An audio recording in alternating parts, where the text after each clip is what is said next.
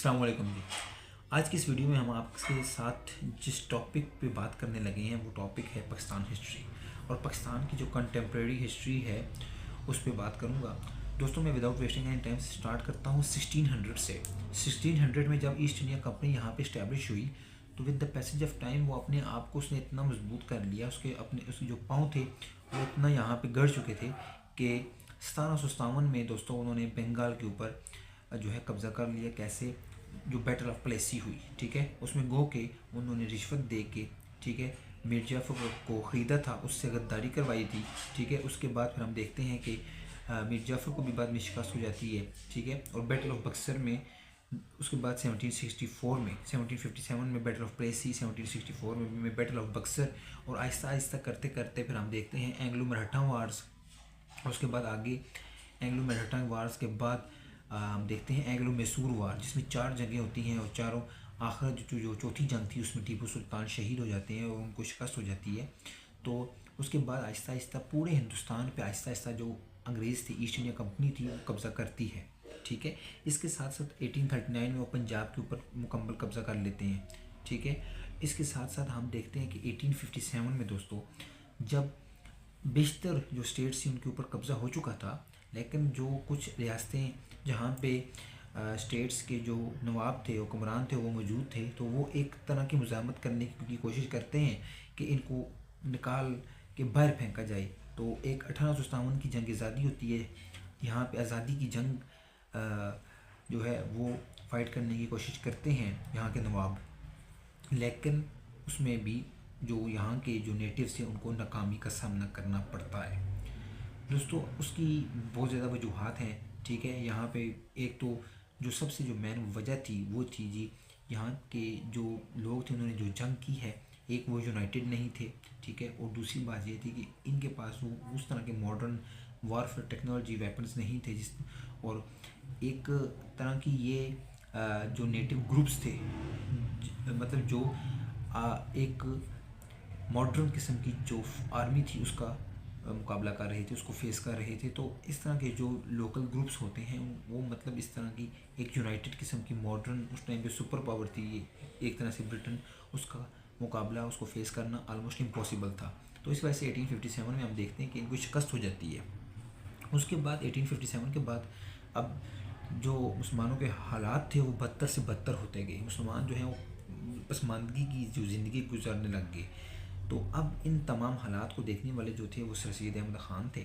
उन्होंने देखा कि ये मुसलमानों के हालात अगर यहाँ पे ना संभले तो ये दिन ब दिन और मज़ीद जो है मुश्किलात में गिर जाएंगे, ठीक है, और इनको अभी उठना पड़ेगा, ठीक है। तो इन तमाम हालात को देखते हुए सर सैयद अहमद ख़ान ने अपनी सर्विसेज देने का आगाज़ किया।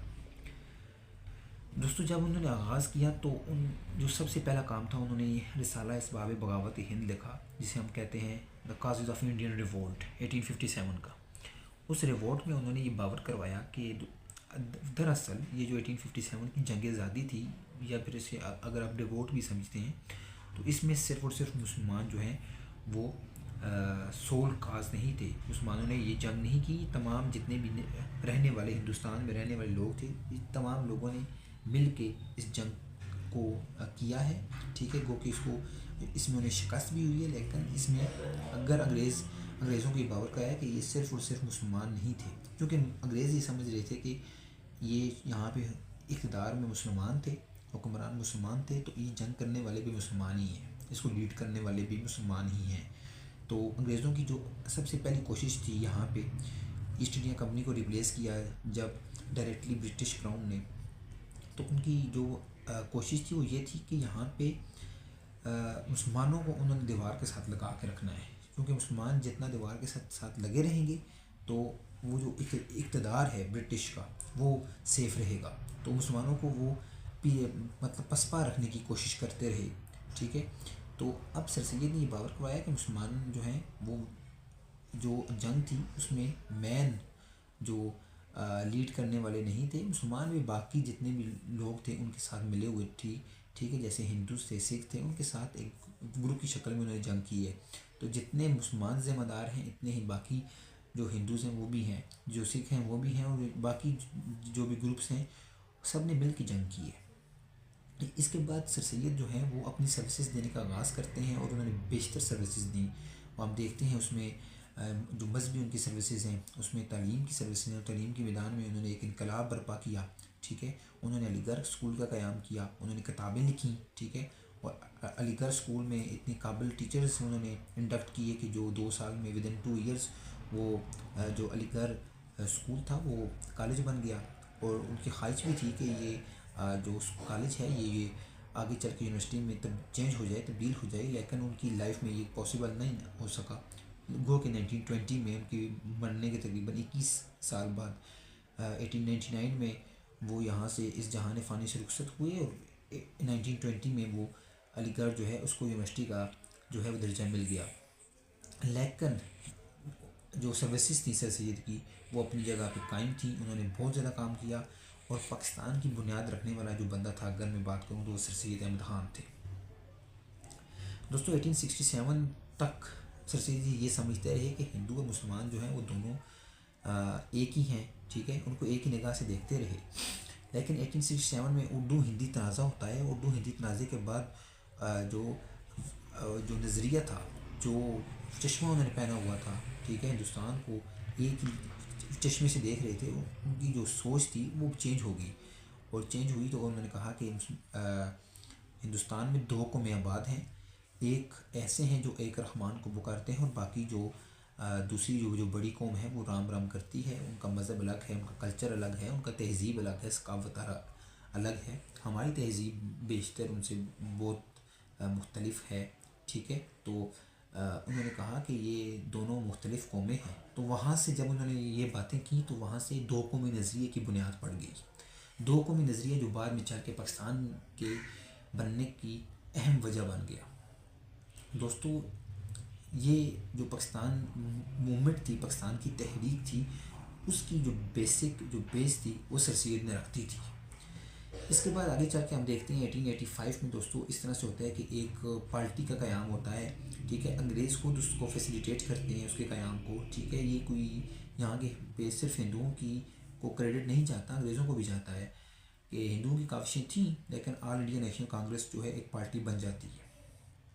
वो पार्टी स्टार्ट में इस तरह से करती है कि वो कहती है मैं जितने भी हिंदुस्तान में रहने वाले लोग हैं उन तमाम रहने वाले लोगों की एक नुमाइंदा जमात हूँ। गो के वो बाद में हम देखते हैं कि वो नुमाइंदा जमात होने का दावा तो करती है, लेकिन उस पर पूरा नहीं उतरती।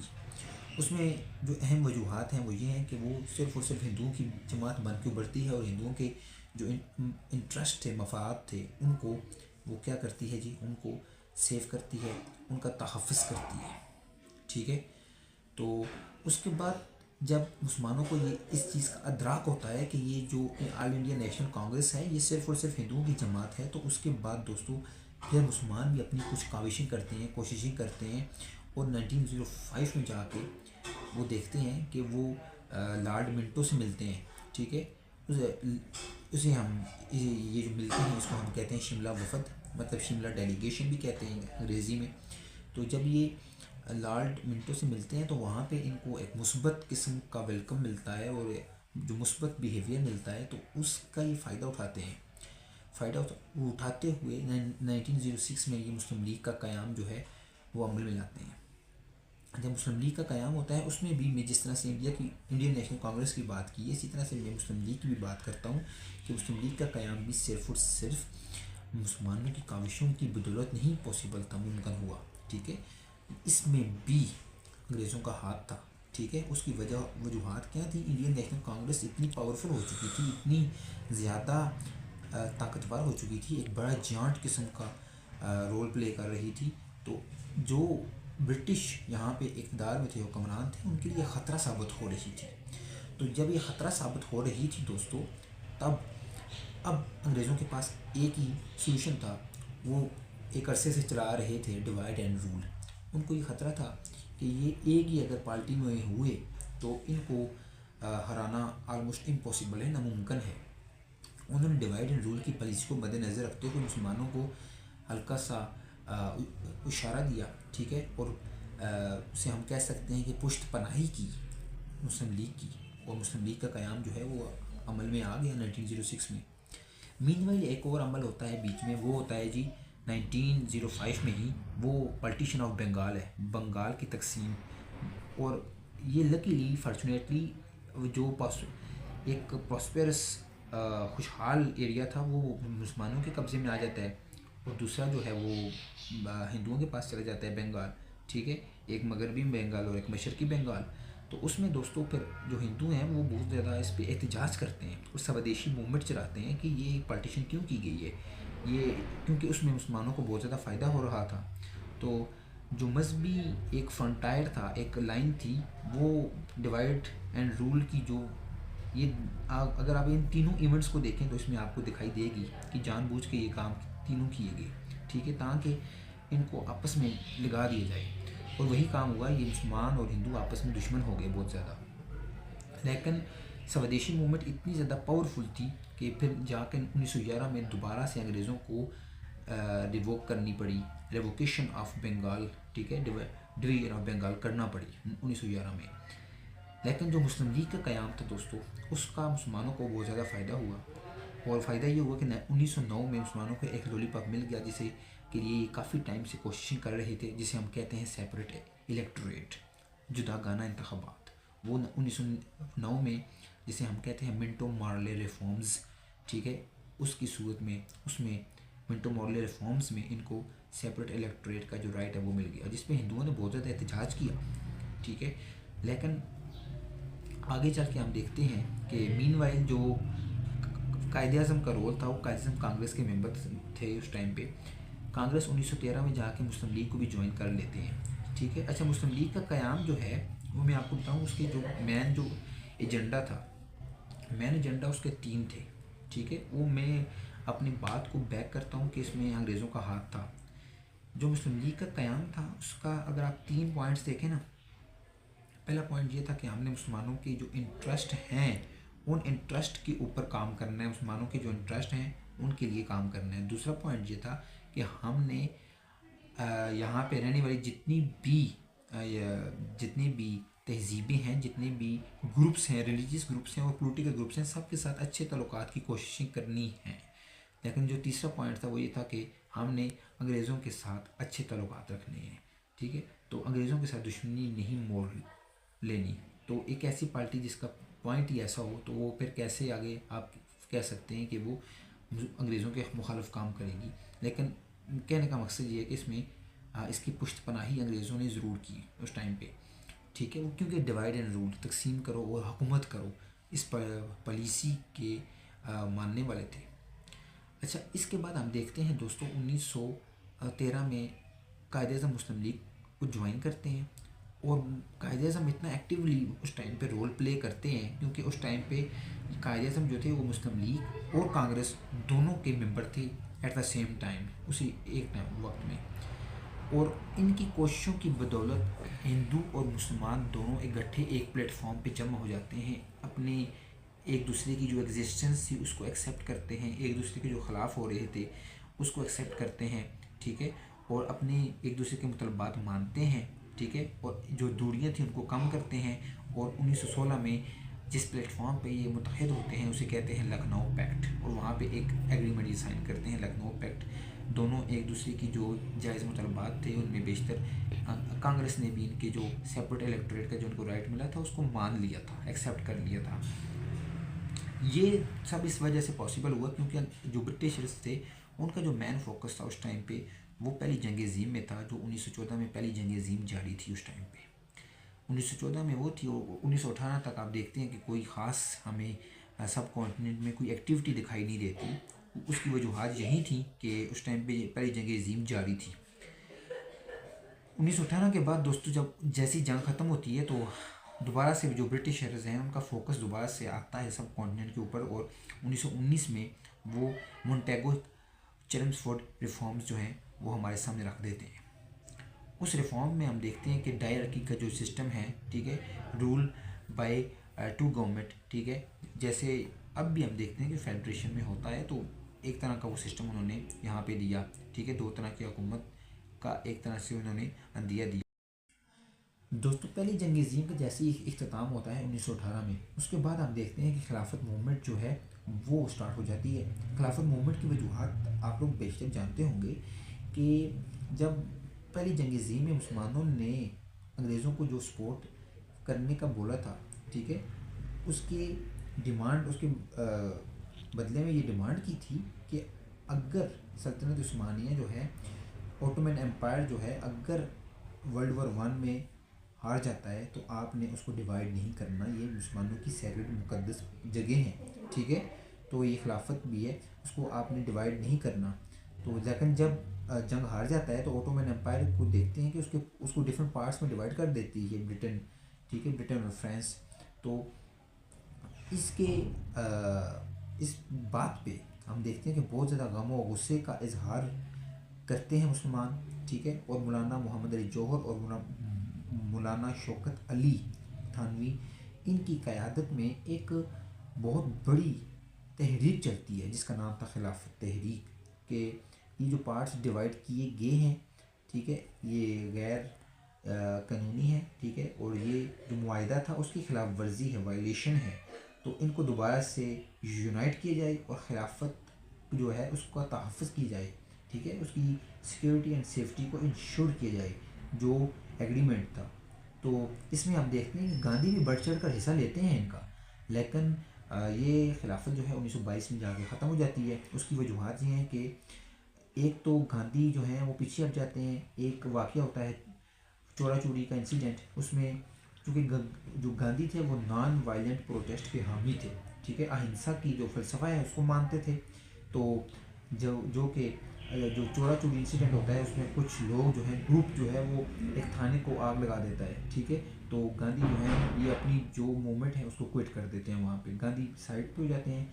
और ये जो उस्मानों की तहरीक है इसको एक और दस्तक तब लगता है जब जो तुर्की के रहनुमा थे कमाल अतातुर्क, वो ऐलान करते हैं कि हम अब जो तुर्की है वो एक तरह की सेकुलर लिबरल स्टेट होगी, हम किसी भी खिलाफत को जो है वो कायम नहीं करते, अब भी हम आज़ाद एक सेकुलर लिबरल स्टेट के हामी हैं।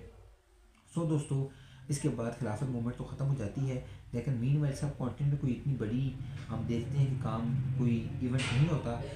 जो नेक्स्ट इवेंट होता है वो जाके होता है 1927 में, जब साइमन कमीशन यहाँ पे आता है और आके एक कॉन्स्टिट्यूशन को रिफॉर्म करने के लिए मुख्तलिफ स्टेक होल्डर्स से मिलता है, ठीक है, उसमें कांग्रेस से भी मिलता है और उनको अपने मुतलबात जो है उनके सामने रखता है कि जो ब्रिटिश गवर्नमेंट है वो इस तरह का कॉन्स्टिट्यूशन जो है वो लागू करना चाहती है। साइमन जो हैं वो कांग्रेस से भी मिलते हैं, मुस्लिम लीग से भी मिलते हैं, ठीक है, इन तमाम से मिल के उसके मिलने के बाद साइमन जो हैं वो फिर यहाँ पे देखते हैं कि उनकी अपोजिशन में बहुत ज़्यादा प्रोटेस्ट होता है। उनके आने से पहले ही यहाँ पे प्रोटेस्ट स्टार्ट हो गया था, लोगों को पता चल गया था कि साइमन आने वाले हैं, साइमन कमीशन एक फॉर्म होने वाला है कॉन्स्टिट्यूशन रिफॉर्म्स के बारे में। तो वो फिर यहाँ पे प्रोटेस्ट होता है और प्रोटेस्ट में हम देखते हैं कि लोग जो हैं वो बैनर्स उठाए होते हैं, go Simon go back, Simon go back, इस तरह के जो स्लोगन्स थे वो बहुत फेमस हो गए थे उस टाइम पे। लेकिन उसके बाद हम देखते हैं कि एक बहुत बड़ा इवेंट होता है, वो होता है जी नेहरू रिपोर्ट आ जाती है। जवाहरलाल जो नेहरू थे वो एक रिपोर्ट शाया कर देते हैं जिसमें वो बताते हैं कि आगे जो मुस्तकबिल का जो कॉन्स्टिट्यूशन है वो किस तरह का होगा, ठीक है। तो कॉन्स्टिट्यूशन रिफॉर्म्स में एक बहुत बड़ा स्टेप होता है ये इंडियन, ठीक है, और कांग्रेस इसको जो है एक्सेप्ट करती है और कांग्रेस कहती है कि वाकई ये इस तरह का जो कॉन्स्टिट्यूशन होना चाहिए, ठीक है।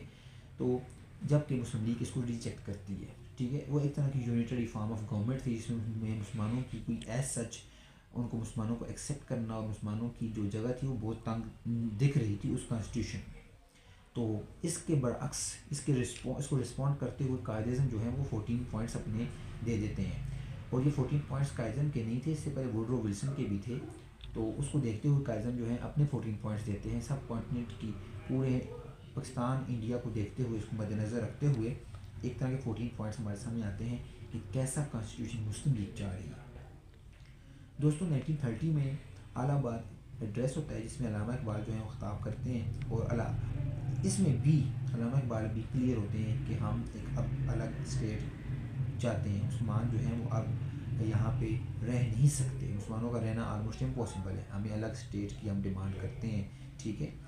तो अब हम देखते हैं कि उसके बाद गोलमेज कॉन्फ्रेंसेस होती हैं, ठीक है, गोलमेज कॉन्फ्रेंसेस में भी जो कायद हैं वो इस टाइम पे एज सच सीरियस नहीं होते, ठीक है। कायद सीरियस क्यों नहीं होती, उसकी बहुत ज़्यादा वजूहत हैं। कायद चूँकि उस टाइम पे बहुत ज़्यादा कंफ्यूज थे और डिसअपॉइंटेड थे, और कायद जो हैं क्योंकि जो मुस्लिम लीग थी उसमें ग्रुप्स बन चुके थे, ठीक है। और ग्रुप्स जब बने तो जो कोई भी पार्टी होती है उसमें जब ग्रुप बनता है तो दोनों ग्रुप जो हैं वो स्टार्ट में बहुत वीक होते हैं। तो कायद हिम्मत हार चुके थे, लेकिन अल्लामा इकबाल ने इनकी बहुत ज़्यादा हिम्मत बढ़ाई और फिर ये फाइनल गोल में इस कॉन्फ्रेंस इन्होंने अटेंड की, ठीक है। उसके बाद फिर भी ये मायूसी थे, और फिर 19 आखिरकार हम देखते हैं कि 1935 का एक्ट आ जाता है। गोल्डमेज कॉन्फ्रेंस का भी मकसद जो कॉन्स्टिट्यूशन देना हिंदुस्तान को, ठीक है, और हिंदुस्तान के फ्यूचर का फैसला करना था कि इसको कैसा कॉन्स्टिट्यूशन दिया जाए। 1935 में आखिरकार जो काफ़ी टाइम से एक डिमांडेड जो पॉइंट था वो ये था कि हिंदुस्तान को जो है वो ऑटोनमी दी जाए। तो प्रोविजनल ऑटोनमी 1935 के एक्ट में दी गई, ठीक है। जो प्रोविंसेस थे उनको ऑटोनमी दी गई कुछ हद तक, और जो फेडरल जो सेंटर था वो सेंटर स्टिल जो है वो स्ट्रॉन्ग ही था, ठीक है। और जो सेंट्रल जो पावर थी वो ब्रिटिश के पास थी। उसके 1935 के एक्ट के बाद हम देखते हैं 1937 में इलेक्शंस होते हैं। इलेक्शंस में कांग्रेस जो है वो क्लीन स्वीप कर जाती है, ठीक है। वो क्लीन स्वीप क्यों करती है, मैंने आपको पहले बताया कि मुस्लिम लीग वीक हो चुकी थी। मुस्लिम लीग की वीक होने की वजूहत ये थी कि कायज़म जो है वो बहुत ज़्यादा मायूस थे उस टाइम पे, ठीक है। तो जब इलेक्शन होता है तो उसके बाद फिर मुस्लिम लीग को एक धचका लगता है कि हमारी तो बिल्कुल स्पेस ख़त्म हो रही है, सिकुड़ती जा रही है, ठीक है। अब उस सिकुड़ने का जो वजूहत थी वो बहुत ज़्यादा थी, लेकिन उसमें हम बात नहीं करते। हम सिर्फ ये आपको बताते हैं कि मुस्लिम लीग को जब ये धचका लगता है तो मुस्लिम लीग बहुत एक्टिव हो जाती है। 1937 के इलेक्शंस के बाद ये बहुत ज़्यादा एक्टिव होते हैं, और जो मिनिस्टर्स ही बनती हैं, जो वजारतें बनती हैं कांग्रेस की, वो बहुत ज़्यादा जुल्म करती हैं मुसलमानों पे, और मुसलमानों को ऐसे लगता है कि ये बिल्कुल इनका यहाँ पे हिंदुस्तान में सांस लेना भी अब बहुत दुश्वार हो चुका है। तो 1939 में ये तकरीबन 2 साल ये जो वजारतें चलती हैं। 1939 में ये वजारतें जो है मुस्तफ़ी हो जाती हैं। ये प्रोटेस्ट करती हैं कि जो दूसरी जंग अज़ीम में गई, ठीक है, हुकूमत बरतानिया, तो इन्होंने इनसे जो है वो परमिशन नहीं ली, इनको एक तरह से एतमाद में लिए बगैर दूसरी जंग अज़ीम में चले गए। तो ये 1939 को जब मुस्तफ़ी होते हैं तो कायद-ए-आज़म जो है वो यौम निजात मनाते हैं, ठीक है। यौम निजात मतलब डे ऑफ डिलीवरेंस। तो 1939 को ही दरअसल दूसरी जंग अज़ीम का आगाज़ हो जाता है, ठीक है। दूसरी जंग अज़ीम 1945 तक चलती है, लेकिन बीच में हिंदुस्तान में बहुत ज़्यादा इवेंट्स हो जाते हैं। 1940 को उसे हम कहते हैं जी लाहौर रेजोल्यूशन, करारदाद लाहौर, जिसको नेक्स्ट डे जो है 23 मार्च को ये पेश होती है, और जो नेक्स्ट डे डेट थी उसमें जो हिंदू न्यूज़पेपर थे वो उसको करारदाद पाकिस्तान का उन्होंने नाम दे दिया था कि ये पाकिस्तान बनने की करारदाद है। तो इससे मुसलमानों को भी एक पॉइंट मिल गया है, और इन्होंने भी करारदाद पाकिस्तान का ही नाम रख लिया, ठीक है।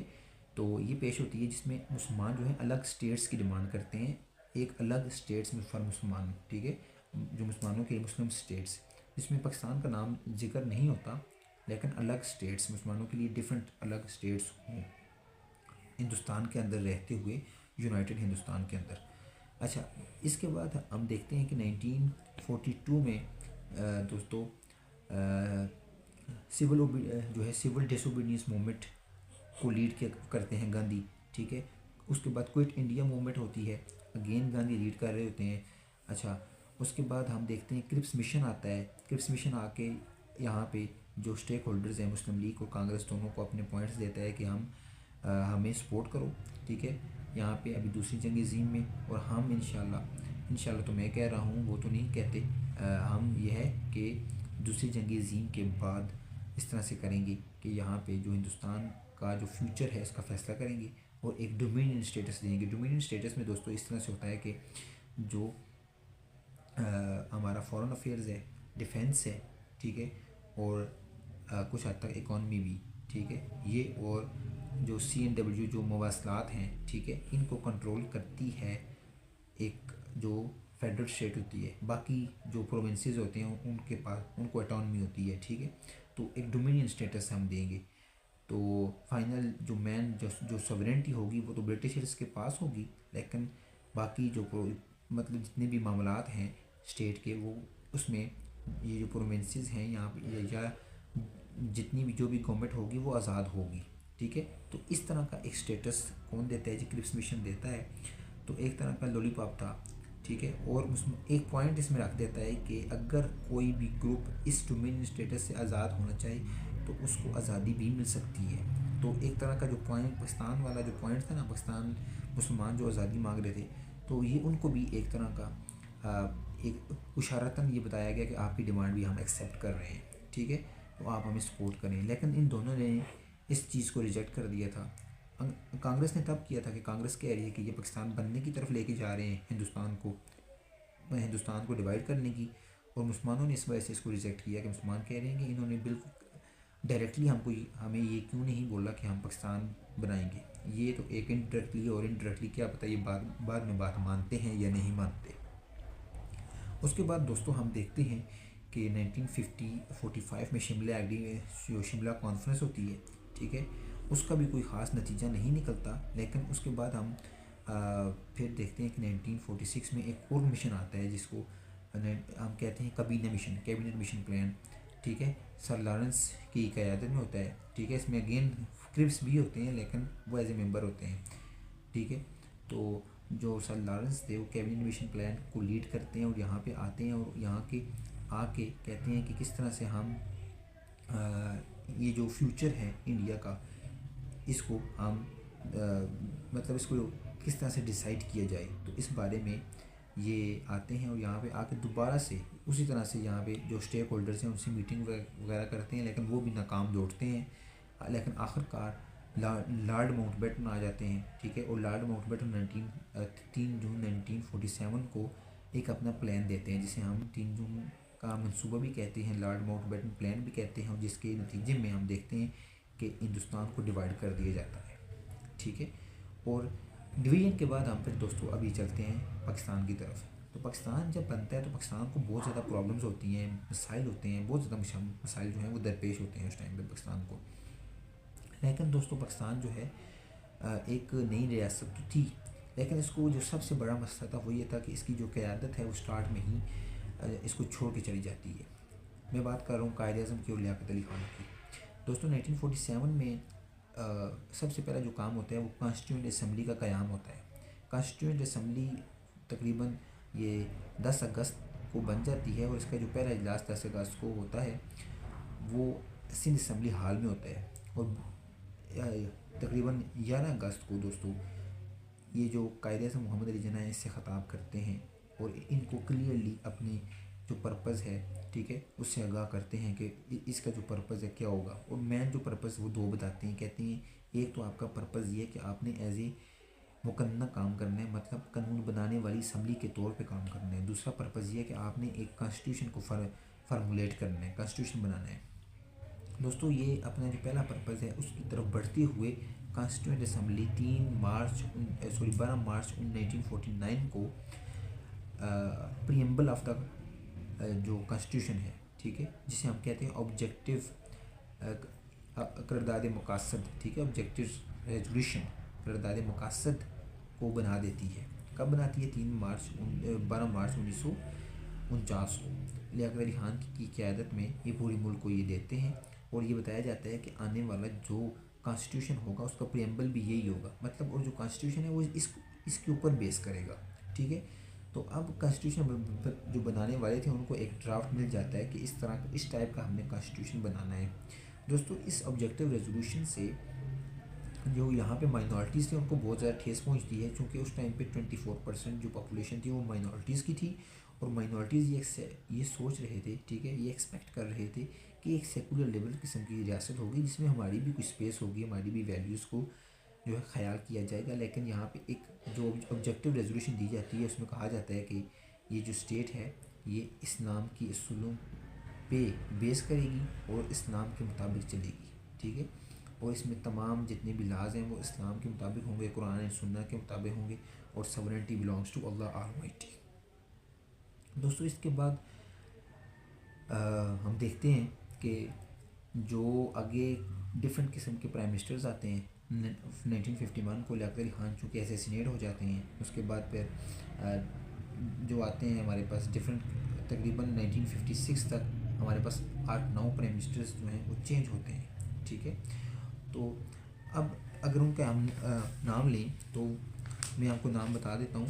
जो पहले हमारे पास प्राइम मिनिस्टर थे वो थे जी लियाकत अली ख़ान, दूसरे थे ख्वाजा नाज़िमुद्दीन, फिर तीसरे थे मोहम्मद अली बोगरा, चौथे थे चौधरी मोहम्मद अली और पाँचवें थे हुसैन शहीद सुरवादे, ठीक है। उसके बाद मिस्टर इब्राहिम चंद्रीगर, उसके बाद फ़िरोज़ ख़ान नून और फिर उसके बाद हम देखते हैं कि जो मार्शल है वो लग जाता है इस मुल्क में, ठीक है दोस्तों।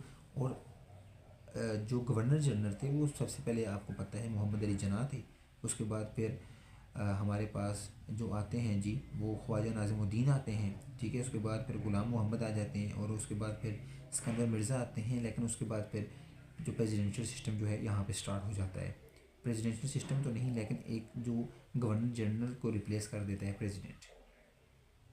अच्छा, अब दोस्तों 19 जो इसका पहला ड्राफ्ट था, कॉन्स्टिट्यूंट असम्बली जो है वो जो पहला ड्राफ्ट तैयार करती है वो तैयार करती है 1954 में। 1954 में जब वो पहला ड्राफ्ट तैयार करती है तो यही इसी पे जो कॉन्स्टिट्यूशन का पहला ड्राफ्ट है इसको पेश करने वाली होती है, लेकिन असम्बली को डिज़ोल्व कर दी जाता है। जब असम्बली डिज़ोल्व होती है तो उसके बाद दोस्तों सेकंड कॉन्स्टिट्यूंट असम्बली बनती है। अच्छा, जो कॉन्स्टिट्यूंट असम्बली बनी थी इसके 80 मेंबर्स थे। जो पहली बनी थी उसमें 69 थे, बाद में उसको अमेंड करके 79 कर दिया गया। 10 मेंबर जो हैं उसमें और इंक्लूड कर दिए जाते हैं। सेकंड जो कॉन्स्टिट्यूंट असम्बली है वो भी उसका जो पर्पज़ होता है वो अगेन जो है वही होता है कि इसने मुकन्ना भी काम करना है, इसने जो कॉन्स्टिट्यूशन है उसको भी बनाना है, इसने ईस्ट और वेस्ट पाकिस्तान के दरमियान जो इम्बैलेंसेस क्रिएट हो चुके थे उनको भी बैलेंस करना है, ठीक है दोस्तों। अब लेकिन ये तकरीबन अपने जो हदफ थे उनको हासिल करती है, अबूर करती है। और हम देखते हैं कि ये 1956 में 23 मार्च 1956 को ये पहला जो कॉन्स्टिट्यूशन है इस मुल्क को दे देती है। दोस्तों इससे पहले एक और काम जो होता है वो होता है 1955 में, जो जब हम देखते हैं कि 1 यूनिट का क़याम अमल में आ जाता है। और 1954 और 55 में हम सेंटो और सीटों के जो एग्रीमेंट थे, इंपॉर्टेंट एग्रीमेंट्स, उनको भी हम साइन करते हैं, ठीक है। अब जो फर्स्ट कॉन्स्टिट्यूशन है हमारा वो basically parliamentary form of government को सपोर्ट करता है। अच्छा, ये यूनिकैमरल होता है, इसमें 300 मेंबर्स थे स्टार्ट में, फिर 310 हो गए, ठीक है। उसके बाद ये दोनों लैंग्वेजेस को सपोर्ट करता है, ठीक है। दोनों लैंग्वेजेस मुल्क में होंगी, ईस्ट पाकिस्तान में चूँकि बंगाली और यहाँ पे उर्दू, ठीक है दोस्तों। तो लेकिन ये जो कॉन्स्टिट्यूशन है हमारा ये ज़्यादा टाइम चल नहीं पाता, ठीक है दोस्तों। और हम देखते हैं कि ये 7 अक्टूबर 1958 को यहाँ पे जो सिकंदर मिर्ज़ा है वो जो असम्बली से उनको डिज़ोल्व कर देते हैं, ठीक है। और फिर साथ यहाँ पे मार्शल लॉ लगा देते हैं। और 7 अक्टूबर से 27 अक्टूबर तक वो एज ए जो प्रेसिडेंट काम करते हैं, लेकिन 27 अक्टूबर को उनको भी हटा दिया जाता है और डायरेक्टली अयूब खान जो हैं वो टेक ओवर कर लेते हैं।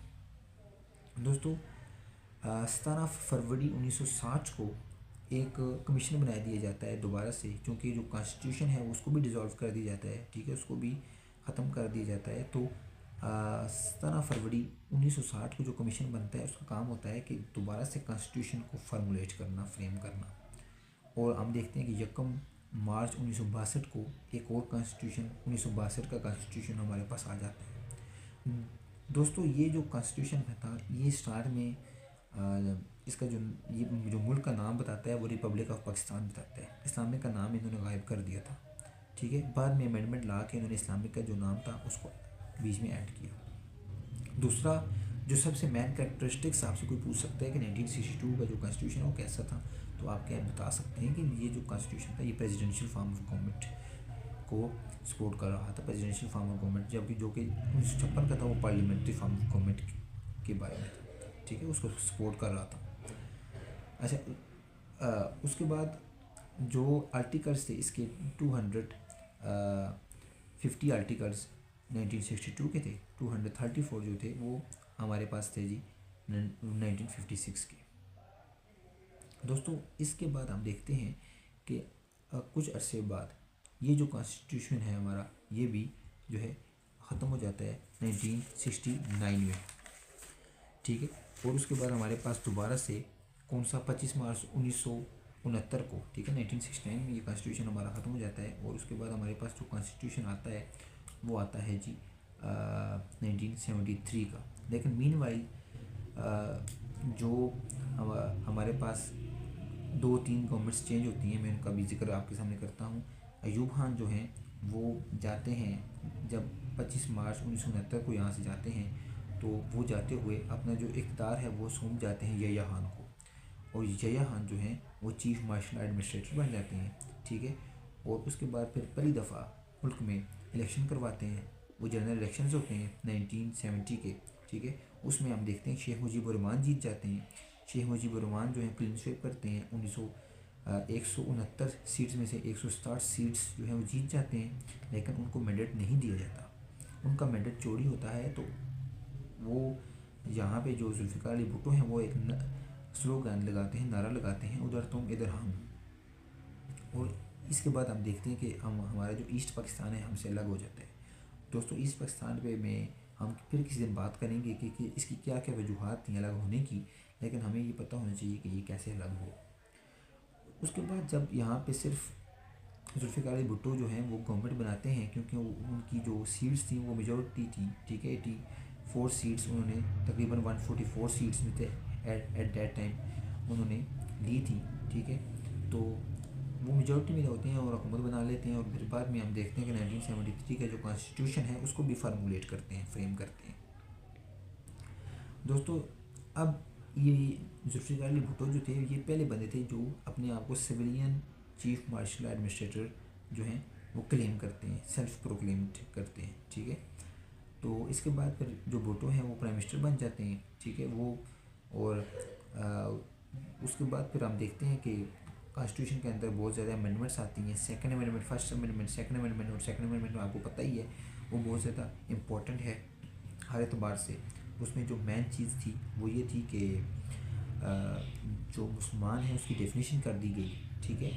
तो उसके बाद हम देखते हैं 1977 तक गवर्नमेंट्स चलती हैं, लेकिन जो जुल्फ़िकार अली भुट्टो हैं वो अपना कंट्रोल अच्छी तरीके से मुल्क पर रखते हैं, लेकिन इसके बावजूद भी प्रोटेस्ट बहुत ज़्यादा होता है, और प्रोटेस्ट को सप्रेस करने के लिए जुल्फ़िकार अली भुट्टो जो हैं वो किसी जगह पे पुलिस और किसी जगह पे उन्होंने एक अपनी फ़ोर्स बना ली थी, उसको भेजते थे।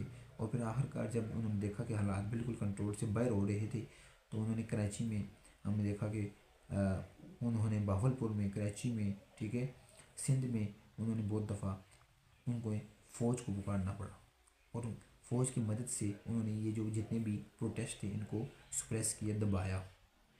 और फिर आहिस्ता आहिस्ता हमने देखा कि जो उनका कंट्रोल है वो इस मुल्क के ऊपर से कमज़ोर होता जा रहा है। और फिर 1977 को 5 जुलाई 1977 को हम देखते हैं कि यहाँ पे ज़ियाउल हक जो हैं वो टेक ओवर कर लेते हैं।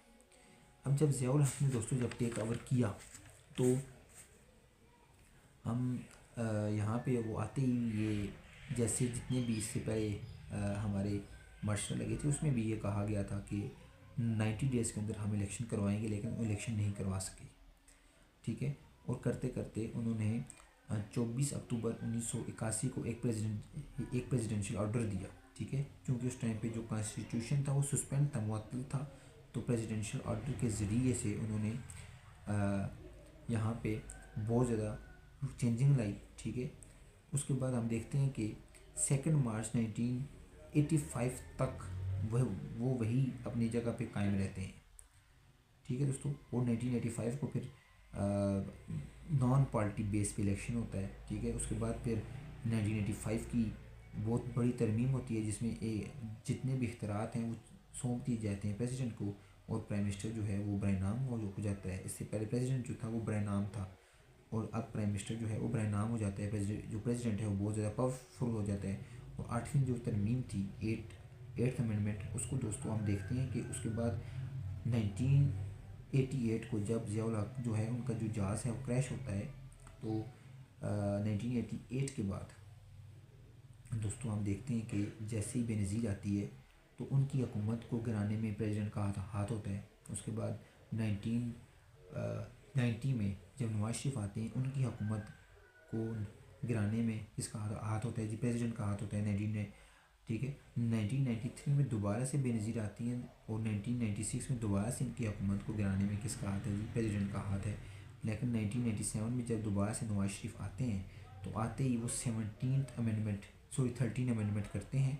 13 अमेंडमेंट करके प्रेसिडेंशियल ऑर्डर्स को वापस लेते हैं। ठीक है। अब जो जितनी भी पावर्स थी दोबारा से किसके पास आ जाती हैं? प्राइम मिनिस्टर के पास आ जाती हैं। और ये जो प्रेसिडेंशियल जो 8 तरमीम कर दी गई थी, इसमें 58(2)(b एक शिक है वो कॉन्स्टिट्यूशन में शामिल कर दी गई थी, जिसकी वजह से प्रेसिडेंट के पास ये पावर थी वो असेंबली में डिज़ोल्व कर सकता था।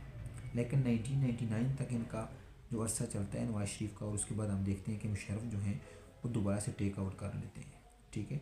वो बीच में कारगिल होती है, आपस में इनके जो मिसट्रस्ट है वो क्रिएट हो जाता है। ठीक है। जब आपस में इनके जो हालात हैं वो ख़राब होते हैं। ठीक है। और कारगिल की जंग होती है, और कारगिल की जंग के बाद जब मुशर्रफ जाते हैं श्रीलंका से वापस आते हैं तो इनका जो जहाज़ है वो हवा में घूमता रहता है, इसको ऑर्डर नहीं दिया जाता और पायलट को ऑर्डर किया जाता है कि इसको वापस ले जाओ। ठीक है। तो बाकी जो जर्नैल थे यहाँ पे नीचे, वो जब इस तमाम मामला को देखते हैं तो वो अरेस्ट कर लेते हैं एट दैट टाइम जो प्राइम मिनिस्टर थे उनको, और यहाँ पे मुकम्मल तौर पे मार्शल जो है नाफिज कर दिया जाता है। ठीक है। उसके बाद हम देखते हैं 2008 तक मुकम्मल तौर पे जो हुकूमत थी वो प्रेसिडेंट मुशर्रफ की थी। ठीक है।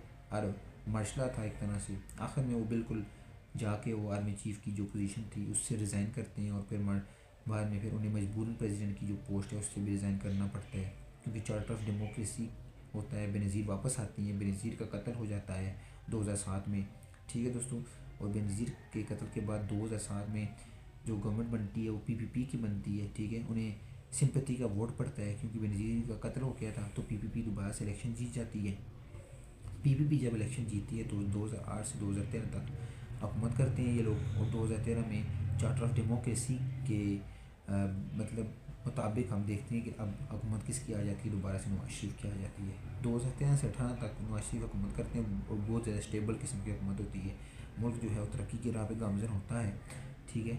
लेकिन हम देखते हैं कि दोस्तों 2018 पे अब इन दोनों जो पार्टीज़ थी इनका आहिस्ता आहिस्ता जो किला है वो ख़त्म होने लग जाता है। आहिस्ता आहिस्ता ये एक नई पार्टी जन्म लेती है जिसका नाम था पाकिस्तान तहरीक इंसाफ, जो पहले भी थी, उससे पहले थी, लेकिन अब वो हुकूमत में आ जाती है क्लियरली।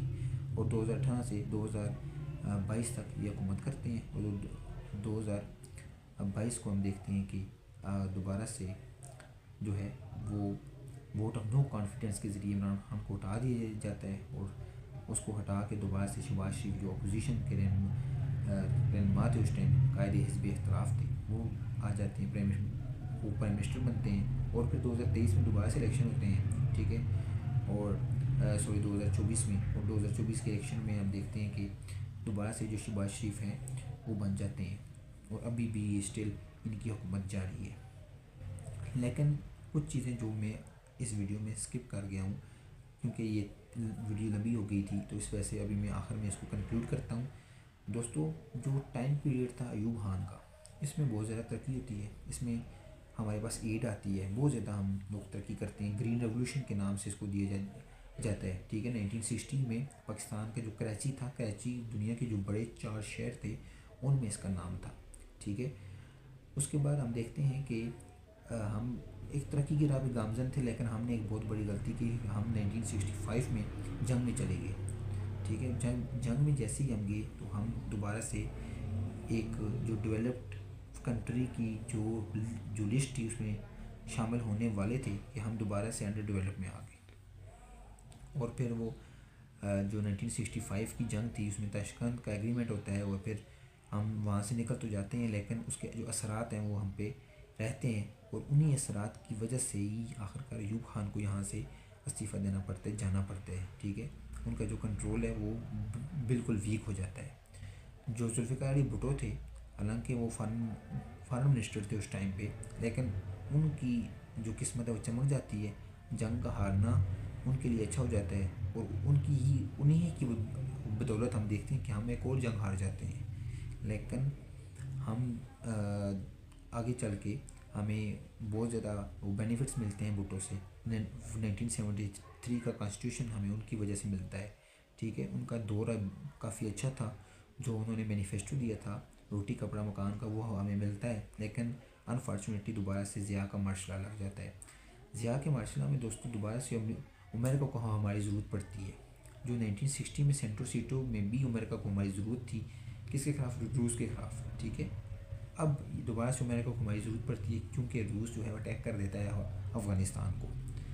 जब रूस अफ़गानिस्तान को अटैक करता है दोस्तों, तो दोबारा से एड हमारे पास आती है। लेकिन ज़िया अपने तौर पे भी हुकूमत करते हैं, हदूद आर्डीनेंस, ज़कात आर्डीनेंस, ठीक है, नमाज, ज़कात एंड उशर आर्डीनेंस, और बहुत ज़्यादा आर्डीनेंस जो हैं वो पास करते हैं। और इनकी हम देखते हैं कि जो हुकूमत थी, इसे कहते हैं ज़ियाज़ इस्लामाइजेशन। ज़िया ने एक इस्लामाइजेशन की पॉलिसी यहाँ पे इम्प्लीमेंट की, और इसमें ब्लास्फेमी लाज थे। कोई भी बंदा जो है हज़ूर पाक सल्लल्लाहु अलैहि वसल्लम और जो जितने भी सहाबा कराम थे उनकी उनकी मतलब उनके बारे में कोई भी गलत बात नहीं कह सकता था। बेहुरमती इसे कहते हैं, ये नहीं कर सकता था, ठीक है। उसके बाद हुकूमत आती है नवाज शरीफ, सॉरी बेनज़ीर की, और फिर नवाज शरीफ की, फिर बेनज़ीर की, फिर नवाज शरीफ की। इस तरह से ये चलता है तकरीबन 2018 तक यही सिलसिला चलता है। बीच में सिर्फ एक 8 साल का मसला आता है मुशर्रफ का। तो इनमें तरक्की की राह गामजन होती हैं। मुशर्रफ जो है मोटरवेज़ वगैरह बनाते हैं, बहुत ज़्यादा स्कीमें लेके आते हैं, बेनज़ीर भी स्कीमें लेके आती हैं, ठीक है। लेकिन ये है कि जो पॉलिटिकल इंस्टेबिलिटी है वो कायम रहती है। तो फिर आगे चल के 2013 से 18 तक जो गवर्नमेंट थी वो स्टेबल थी नवाज शरीफ की। लेकिन फिर दोबारा से हम पॉलिटिकल इंस्टेबिलिटी की तरफ जाते हैं, जब इमरान खान की जो गवर्नमेंट है वो उसको वोट ऑफ नो कॉन्फिडेंस के ज़रिए से हटा दिया जाता है। लेकिन अभी हम दोबारा से एक स्टेबल गवर्नमेंट की तरफ गामजन है। उम्मीद करता हूँ ये वीडियो आपको बहुत ज़्यादा फ़ायदा देगी। आपका कोई भी क्वेश्चन हो आप मुझसे पूछ सकते हैं। 1902-3 बातें जो आपने याद रखनी है वो ये हैं कि 1956 का जो कॉन्स्टिट्यूशन है उसमें 234 आर्टिकल्स हैं, ठीक है। और उसमें जो फॉर्म ऑफ गवर्नमेंट है वो पार्लियामेंट्री है। 1962 का जो कॉन्स्टिट्यूशन है उसके अंदर 250 आर्टिकल्स हैं, ठीक है। और उसमें जो फॉर्म ऑफ गवर्नमेंट है वो प्रेसिडेंशियल है, ठीक है। स्ट्रॉन्ग किस्म का सेंटर है। 1973 का जो कॉन्स्टिट्यूशन है उसके अंदर जो फॉर्म ऑफ गवर्नमेंट है वो अगेन पार्लियामेंट्री है। 8वीं तरमीम करके हम उसको प्रेसिडेंशियल बनाते हैं, फिर 13वीं तरमीम करके उसको हम बनाते हैं जी पार्लियामेंट्री।